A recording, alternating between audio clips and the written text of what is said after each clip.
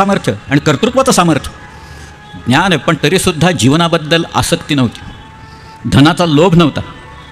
स्त्रियांच्या बाबतीत चारित्र्य शिवाजीराजांचा अत्यंत उज्ज्वल होतं. तेही श्रीकृष्णाच्या बाबतीत आहे सगळ्याच्या, की श्रीकृष्ण ज्या वेळेला अर्जुनाचा नातू या अश्वत्थाम्याने ब्रह्मास्त्र वापरलं ना, आणि त्या उत्तरेच्या पोटातला गर्भ जो होता तो गर्भ मृत निपजला, त्याचा सगळ्याचा आळ कृष्णावर घेतला लोकांनी, की तुझ्यामुळे आणि तुझ्या याच्यामुळे हे मूल आहे ना, हे मूल जन्मता मृत निपजलेलं आहे.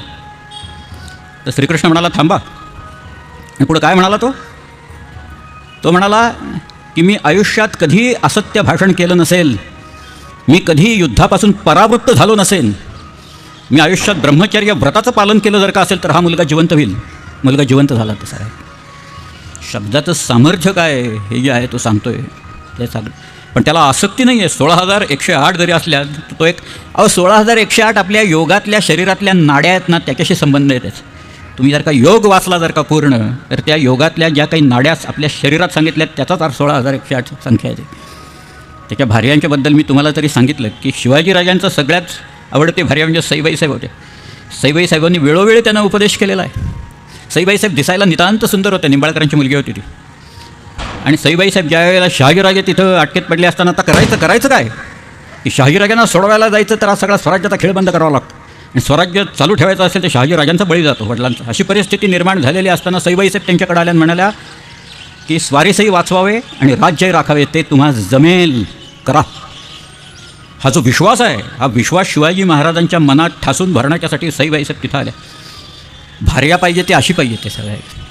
भार्या आपल्या पतीच्या मनात विश्वास निर्माण करणारी. अर्धांगी म्हटले कशासाठी म्हटले सगळ्या ह्याच्यात, तेवढ्यासाठी म्हटले की पतीची सुखदुःख जे काही असेल सगळं ते सगळं मी बरोबर आपण शेअर करू सगळ्या, ते विभागून मी सहन करेन तुमच्याबरोबर सगळं. द्रौपदीशी लग्न ज्यावेळेला झालं स्वयंवराला एवढे राजे जमलेले होते, अत्यंत विलक्षण देखणी होती रुक्मिणी, विदर्भाची कन्या रुक्मिणी. श्रीकृष्णही गेला होता तिथं. श्रीकृष्णालाही द्रौपदी आत्मा आवडत होती, आपल्या रुक्मिणी आवडत होती. रुक्मिणीनं पत्रही लिहिलेली होती. पण रुक्मिणी असं म्हणाली कृष्णाला की हे बघा, मी तुमच्याबरोबर पळून येणार नाही, ते बरोबर दिसणार नाही. तुम्ही मला इथनं पळवून नेऊ नका, तेही बरोबर दिसणार नाही. तुम्ही इथं जमलेले सगळे राजे राजवाडे जे कोणी आहेत, अतिरथी महारथी आहेत, त्यांचा पराभव करा आणि मला इथनं घेऊन जा, अशी मोठी भव्यतेनं घेऊन जा त्याच्यावर. श्रीकृष्णांनी सगळ्यांचा पराभव केला. कर्णापासून सर्व लोक तिथं होते सगळ्या, या सगळ्यांचा पराभव एकट्या श्रीकृष्णाने केला तिथं. आणि श्रीकृष्ण अत्यंत शानदारपणे त्या रुक्मिणीला घेऊन आपल्याबरोबर आला, वैदर्भीय कन्येला घेऊन आला. हे पराक्रम दशे आहेत. पण एवढा असून, एवढ्या भार्या असून श्रीकृष्णाच्या चारित्र्याला कोणी दोष देत नाही बघा.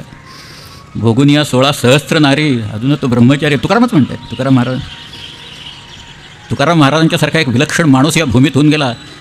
मला लोकांनी गेले काही दिवस एवढी पुस्तकं दिली, तिथं मीना गोडखिंडी बसल्यात, त्यांनी मला त्या डोंबिवलीचा इतिहास दिला. काल दीपक नरवण्याने माझ्या हातात एक एवढा मोठा ग्रंथ दिला, तो वाचायला म्हटला तर किती दिवस लागत आहेत मला.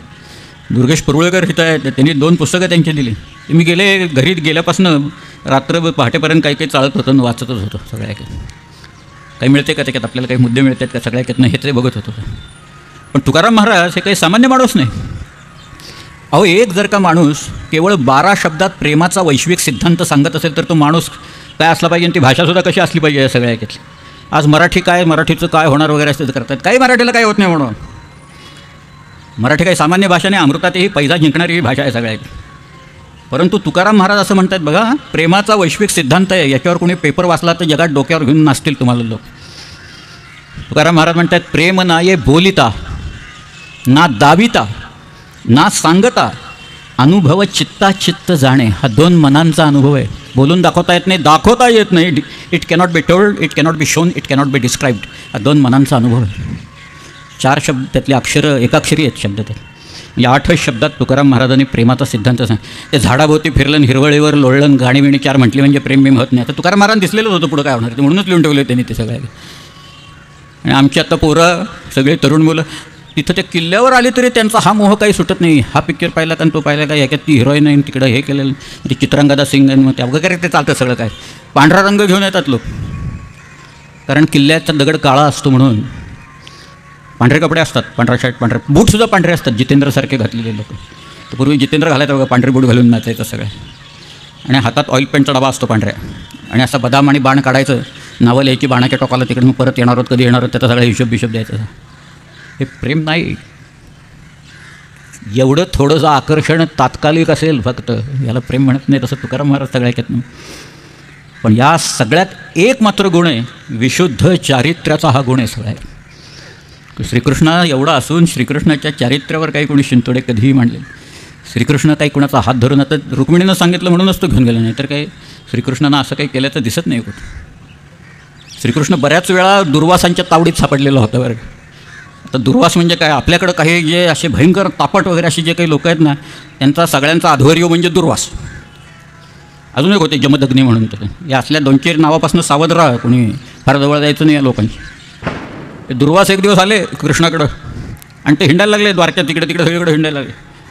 आणि ते म्हणायला लागले, मी दुर्वास आहे, मी कुणालाही मी त्यांच्या घरी येऊन राहीन, मी सांगेन तसंच करायला पाहिजे, एवढं जरी झालं चुकलं तर मी शाप देईन, मला क्रोध येता कामा नाही या सगळ्याच्या. लोक म्हणाले, मग तुम्ही न्यूज नका आमच्याकडे, नकाच येऊ बाबा, असलं काहीतरी आम्ही काय पदरात घेऊ तुम्हाला इथे. पण श्रीकृष्ण होता, श्रीकृष्ण म्हणाला ठीक आहे.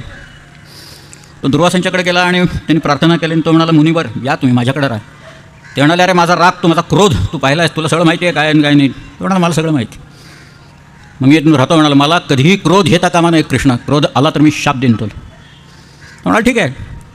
त्यांनी इतका हैदोस घातला, रात्री कधीही उठायचे, त्या शिष्याने जेवण मागायचे, काहीही करायचे. एकदा आग लावली त्यांनी, सगळे प्रकार दुर्वासाने केले, श्रीकृष्णाला क्रोधच आला नाही. शेवटी त्यांनी असा काही उपाय काढला की आता याच्याखेरीज शक्यच नाही दुसरं, म्हणून त्यांनी एक रथ काढला. त्या रथाला एका बाजूला श्रीकृष्णाला जुंपलं, दुसऱ्या बाजूला रुक्मिणीला जुंपलं आणि मला घेऊन जा म्हणाले तिथनं. श्रीकृष्ण त्या द्वारकेतनं एका बाजूला रुक्मिणी, एका बाजूला श्रीकृष्ण तो रथ घेऊन जात आहेत. आत दुर्वास बसलेले आहेत. दुर्वासांना लाज वाटायला लागली की सगळे लोक कसे बघतायत आपल्याकडे, काय सांगून बसलो आपण आता. हे हा माणसाला क्रोधच येत नाही एवढं सगळं करून, काही झालं पण हा सगळ्या पलीकडे गेलेला आहे, हा स्थितप्रज्ञ माणूस आहे सगळ्या जगातला. आणि दुर्वासच पळायला लागले बरं का रथ सोडून तिथनं शेवटी. मग कृष्णाने त्यांना बोलावून आणलं आणि त्यांनी सांगितलं, अहो असं काय करताय मुनिवर. ते म्हणाले, अरे नाही रे, माझं चुकलं सगळं ह्याच्यात, मी करायला नको होतं ते करून बसलो, तुला सांगितलं करायला, तू फार मी शरण गेलो आहे तुला ह्याच्यात. पण दुर्वासांच्याकडे काही शक्ती होत्या, त्यामुळे दुर्वासांनी त्या शक्तींनी श्रीकृष्ण आणि रुक्मिणीसाठी एक असं काही वरदान मागितलं की या दोघांची कांती सोन्यासारखी झाली सगळ्या ह्याच्यात. किती उदाहरणं आहेत त्याची, फार गमतीदार उदाहरणं आहेत. श्रीकृष्ण दिसायला निस्संशय सुंदर होतं, त्याचं रूपाचं मोहिनी सगळ्यांना पडले.